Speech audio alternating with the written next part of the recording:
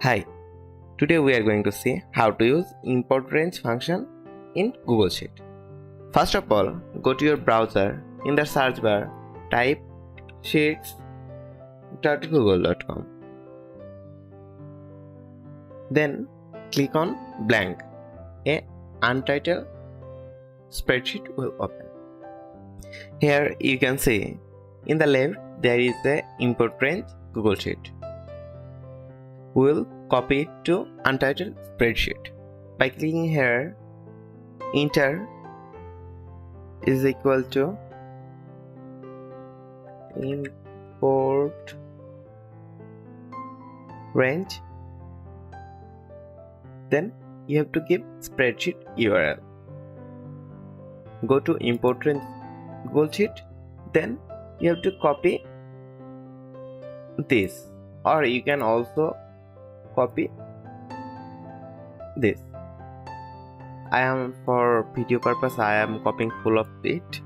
Then give inverted comma and paste the URL. After that, close the inverted comma. Then give comma, and you have to select the range of the string. Here you can see in the import range we have range from A2 to A17. Here suppose we need the range from A2 to B8. Then here we have to input A2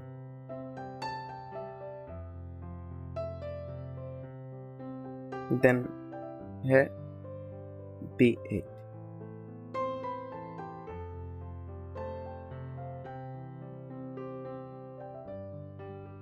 And we have to close the inverted comma. After that, we have to click enter.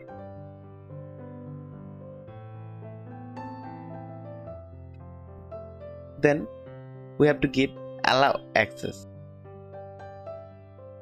Here from A2 to A8 and from N44 to 233. Here is N44 to 233. So that's all about Importrange function. If you like this video, give the thumbs up. Don't forget to subscribe and hit the bell icon. Thanks for watching the video.